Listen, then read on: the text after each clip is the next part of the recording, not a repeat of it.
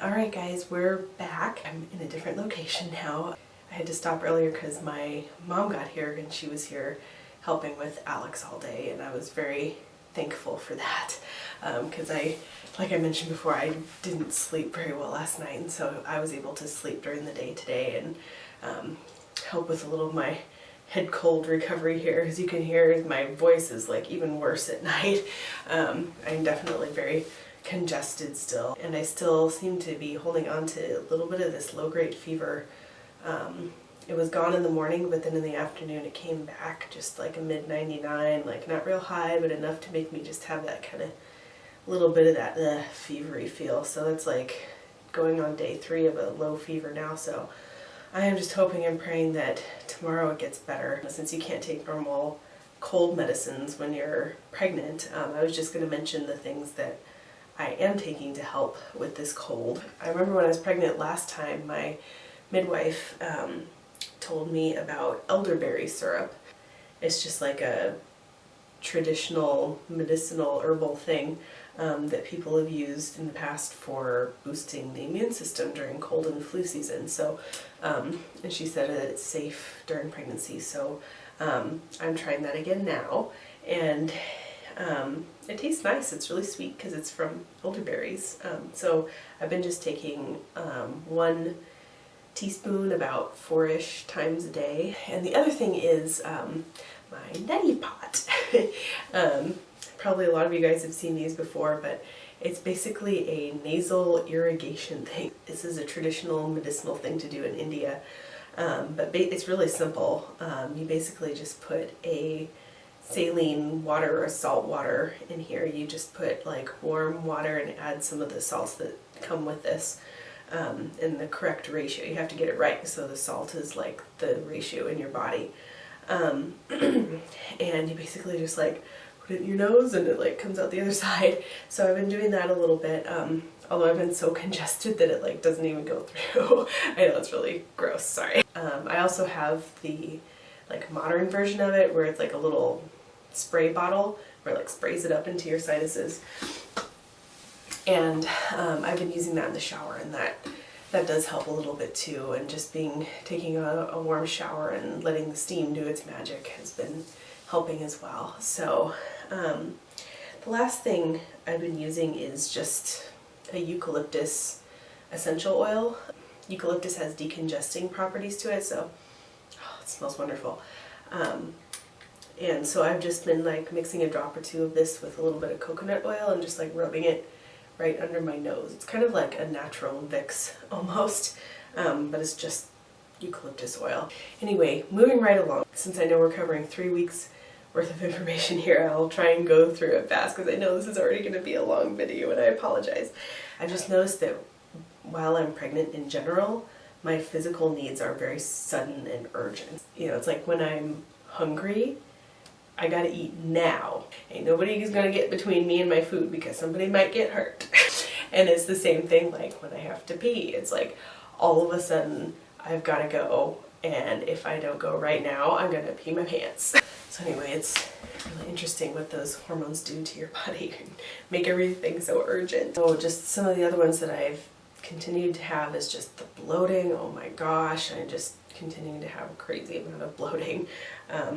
That really hasn't changed. Like I can still like gain 3 or 4 pounds from morning to night, just water weight. It's kind of crazy. Another big symptom that I've had is shortness of breath. I know this is really common too in early pregnancy because your blood volume is increasing so much. Bill actually came up with a pretty good analogy that it kind of feels like you're at high altitude. If any of you have ever been to high altitude before, you just get out of breath really easy because the air is so thin, but it's like now your blood is so thin, it has the same effect. It's redonkulous, guys. I will just be lying on the couch sometimes and I will like suddenly be out of breath. It's really kind of weird.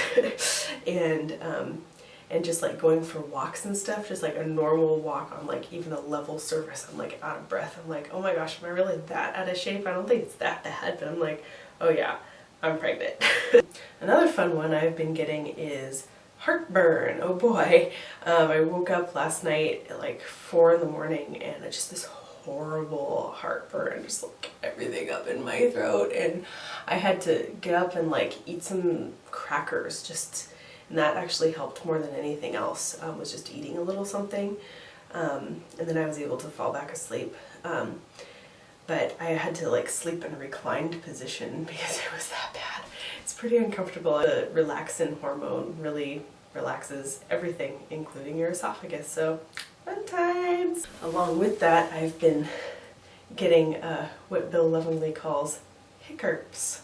I won't say any more about that. I'll just let you imagine what hiccups are. So in terms of cravings, I have been continuing to crave peaches and nectarines. That has been my biggest craving this whole pregnancy, is just peaches and nectarines. And if I had my little way, I'd eat peaches every day. So yeah, there are times when I can just like sit down and eat 2 in one sitting. Millions of peaches, peaches for me. Millions of peaches, peaches for free. Millions of peaches, peaches for me. Millions of peaches, peaches for free. Look out! So I've been putting them on my cereal and just eating them plain, and they're just so good right now, so satisfying. So I've also been noticing that uterus is definitely starting to expand a bit. Starting at about 8 weeks, I was noticing that it was getting uncomfortable to actually lie on my stomach. I think that I have kind of a anterior tilting uterus. This is just my hypothesis. Nobody has told me this. They were able to see the embryo and the heartbeat just with the external wand. So I think that my uterus is just kind of anterior. So I think it just naturally kind of protrudes a little bit more. So it starts poking out kind of early for me, especially since I've been pregnant before too. Your body just kind of remembers going into that state. And so I think it's like even earlier this time around. So, and I'm a stomach sleeper, so it's definitely always a challenge for me to like get into the routine of not sleeping on my stomach. And I'm often just like almost on my stomach, you know, but like with my knee up, so it's kind of like lifting the weight off my belly a little. Like I always try and stay like almost on my stomach for as long as I can, but I am noticing that things are expanding down there. It's just like one symptom after another. Bill jokes that it's like the game whack-a-mole. It's like you whack one down and another one pops up. And it's really true, because it's just been like, I feel like I've been running the gamut in this first trimester. It's like, I feel like it's definitely been harder this time around than the first time. I definitely feel like I've had more things happen during the first trimester than the last time, like on top of the regular symptoms. So that's been fun. But another symptom I've been getting is jaw pain. I have always had the TMJ syndrome, which is, for me, it hasn't really ever been a problem, but it's just like I have a popping jaw, and that's all it's ever been. But starting like a week or 2 ago, it like really started getting painful on the right side. It's like been hurting to chew a little bit, and it hurts to open my jaw all the way. So I think that it's probably pregnancy induced. Since we moved this summer, I had to find us a new dentist in our area, so did the research and I found a good one that actually specializes in TMJ pain. So I'm going to go see the dentist in a few weeks, and I know they say it's good to see the dentist at some point in your pregnancy anyway, so I'll be doing that, and hopefully we can figure out a solution for my jaw pain, because it's just kind of annoying and uncomfortable. So the other whack-a-mole symptom that I had, I probably should have mentioned this earlier, because it was actually, I got it at, I think it was about 8 weeks. But I know I mentioned in my earlier vlog that I was, you know, using natural body products, and one of those was the Primal Pit Paste deodorant, and it really worked and it was going great. But I all of a sudden developed an armpit infection. I know, it's really random, really weird, but it was like an infection of the follicles in there, and it was getting, so I mean, you know, occasionally you get ingrown hairs and that kind of thing, and you just, like, your body deals with it, you know. but it was getting really inflamed to the point where my lymph nodes and my armpits were getting like inflamed, and like my skin was turning pink around them. Like they were angry. So there was definitely an infection going on in there. And so I went to the doctor and they took a look and said, yeah, that just looks like an infection of the follicles. So we can start you off on just a topical antibiotic, like a strong topical antibiotic, and that should do the trick. And if it doesn't, we'll put you on an oral antibiotic. So they put me on a topical antibiotic for 2 weeks, and I actually just finished it this week. And thankfully that did the trick, because I know they have pregnancy safe oral antibiotics, but I really don't like taking them if you don't have to, just with all of the antibiotic resistant strains of bacteria that we're breeding out there. Like, it's really not good. It's better to find alternative solutions if there are some. And plus I just really don't like how antibiotics make my body feel. Stripping your gut of all of those good bacteria, all those probiotics. I tend to have intestinal issues as it is, which I have solved with my diet, but going on an antibiotic just makes that all flare up. So I prefer not to if I don't have to. So I'm really thankful that the topical took care of it. But while that was happening, that was another one of those symptoms on top of symptoms that I think it was making me feel kind of sick. Just that infection in my body. I was, definitely just really run down and low energy while that was happening. So anyway, I'm glad that that is taken care of now. The reason why I think that using the pit paste caused that was because it's very thick and tacky, and I think, sorry if this is like kind of gross, but I think it's just like pulling on the hair follicle. I mean, I normally shave and everything, but I think it was just kind of like pulling on the skin and like the hair follicles, because it's so thick it doesn't glide like a normal deodorant does.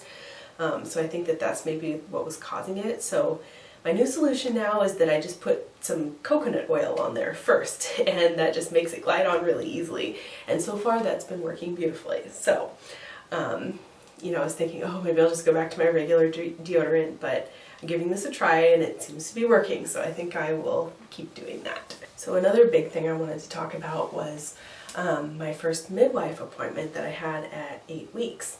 And let me just say that, like, I am so pleased with my new midwife, or it's actually 3 midwives. It's like a mother and daughter team, and then there's one other that works on their team as well. So it's 3 midwives that work together, and they run a birth center actually. So since we moved, I wanted to find a new midwife because my last one would be way too far away now anyway.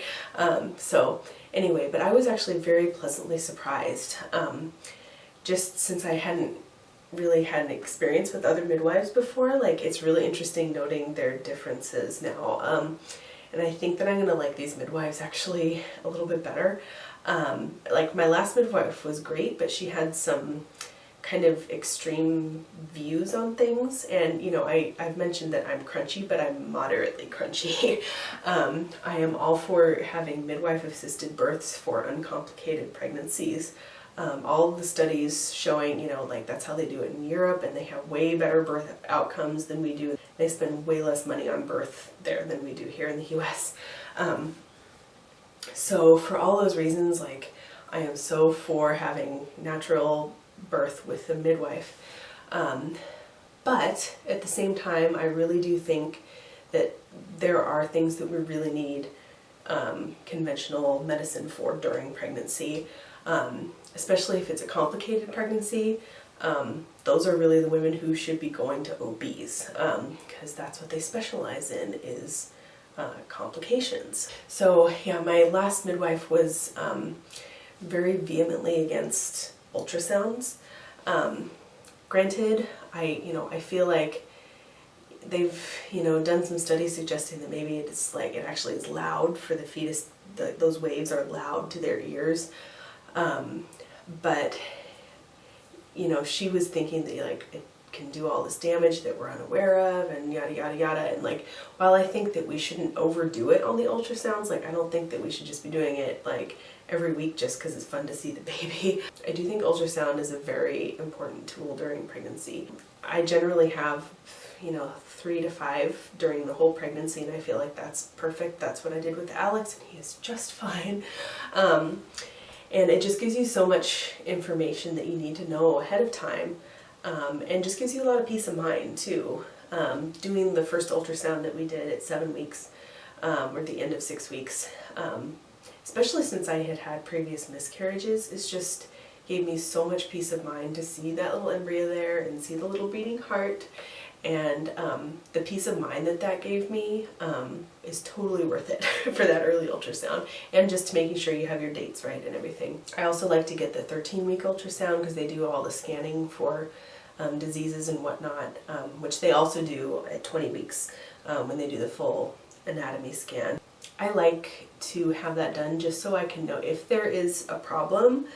I want to know about it. I feel like, how could I live with myself if there was a problem that could have easily been taken care of, that you wouldn't have known if you hadn't seen it through ultrasound, or even if it's some like serious problem.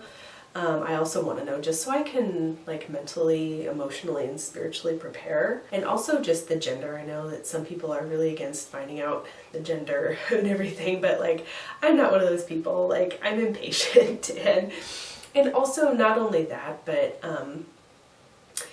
just finding out the sex of the baby for me makes me feel like I can start to bond with baby a little more, like give the baby a little bit more of a sense of identity, and like really start thinking about names and calling the baby by its name. And it just really makes me feel like I can start bonding earlier. And I know that's like a totally personal decision, but for me, finding out the gender is really important. So anyway, and I also just wanted to get one final late term ultrasound. It's just something I didn't do with Alex that I wish I had.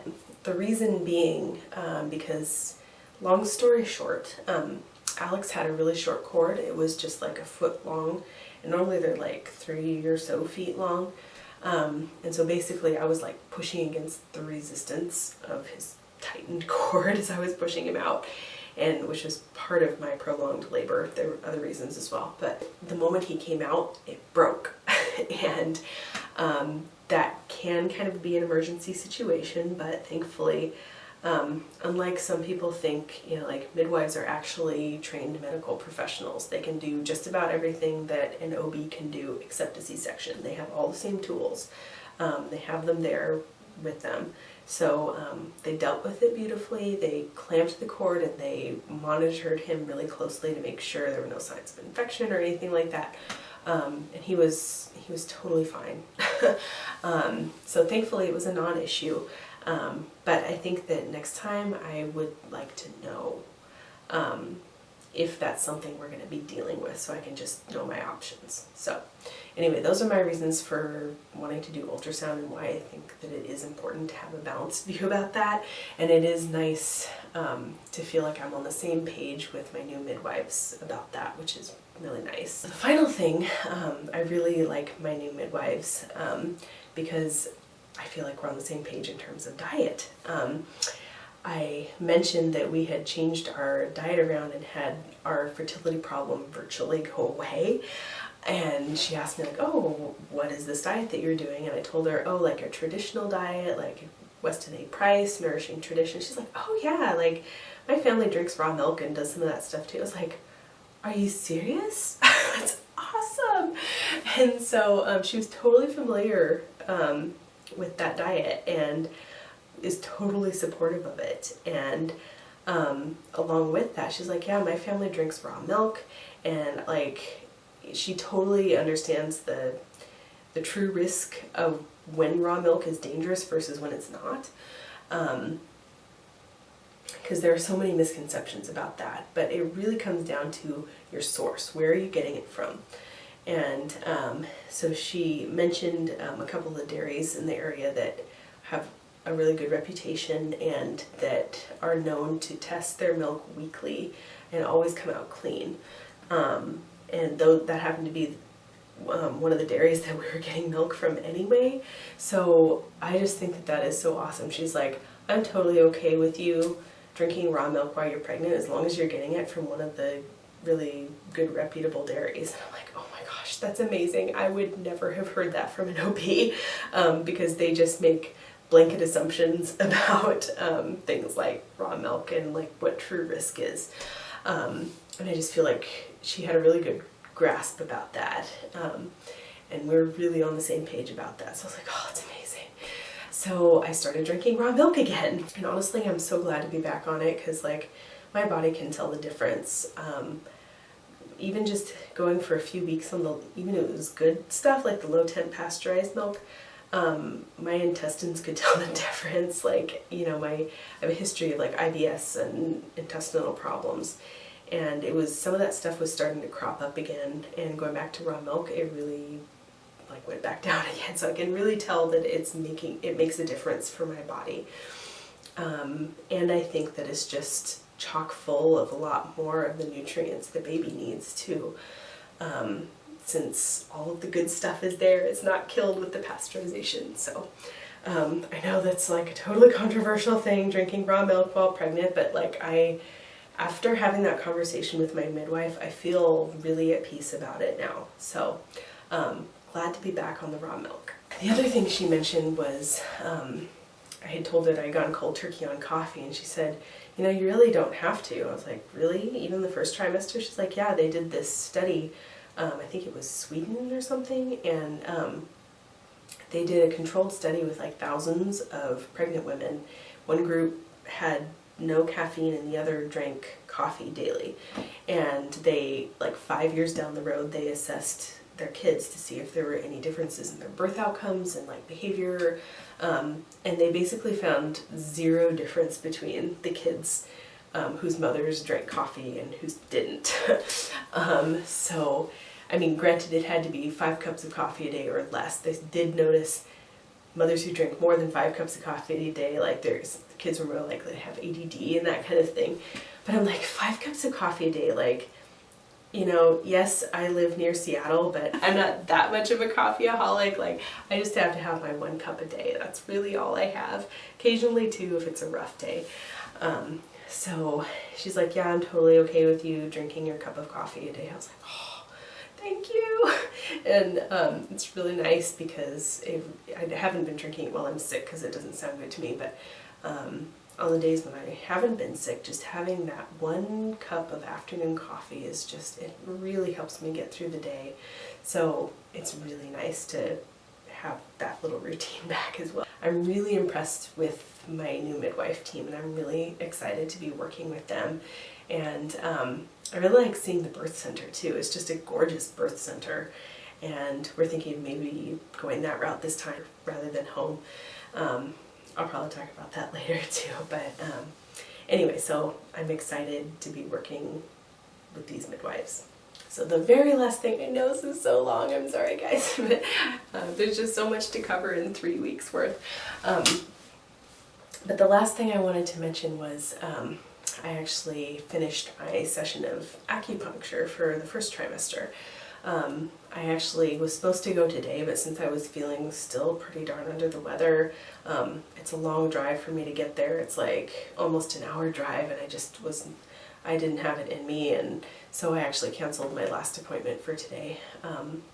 But anyway, I'm really glad that I did that acupuncture, and I'll be going back again around 36 weeks because it can really help then prep your uterus and your body for labor. So I'll be going back again at the end of the pregnancy. But an interesting thing I wanted to note was my acupuncturist has a way of guessing what the gender of baby will be.